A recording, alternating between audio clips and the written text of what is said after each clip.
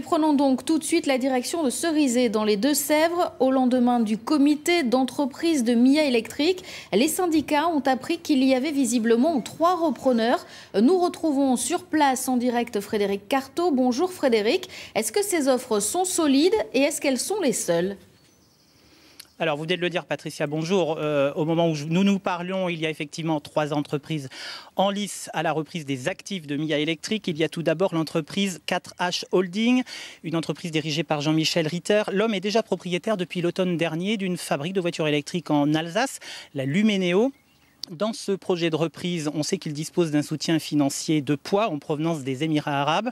Et s'il devait être choisi, la production de toutes ces voitures Luménéo et Mia pourrait être envisagée à Cerizay. Le deuxième en lice, il s'agit de 4V, une entreprise qui travaille déjà avec Mia Electric puisqu'il s'agit du fabricant de batteries, des batteries électriques pour la Mia. Et bien évidemment, l'entreprise souhaiterait garder ce marché. Le troisième, il s'agit de FCB Holding, un groupe européen d'investisseurs créé en 1993 et qui est spécialisé dans les énergies renouvelables, la production d'énergie renouvelable, le traitement des déchets et donc la mobilité électrique.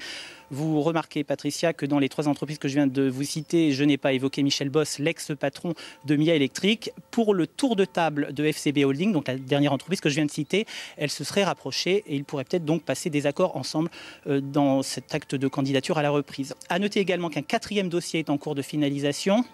Il s'agit de la société NSD2, une entreprise intervenant, entre autres, comme conseiller des collectivités locales en matière de mobilité électrique. Quoi qu'il arrive, Frédéric, de toute façon, il y aura forcément de la casse. Personne ne propose de reprendre l'ensemble des 200 salariés. Absolument, Patricia. Quoi qu'il en soit, on est certain de s'acheminer vers une casse sociale sur le territoire de Cerizay. Sur les 3 offres officielles pour la reprise des actifs de Mia, seul FSB Holding s'est engagé à reprendre environ 80 emplois. Je vous rappelle que Mia Electric compte à ce jour 200 salariés. Les 2 autres projets, 4H Holding et E4V, ne prennent pas d'engagement ferme pour l'heure. Si reprise il y a, il s'agira d'une vingtaine, une trentaine tout au plus de salariés.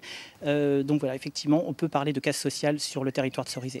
Merci beaucoup pour ces précisions, Frédéric Carto. Donc, nous en saurons plus sur l'avenir de Mia Electric dès demain devant le tribunal de commerce de Niort.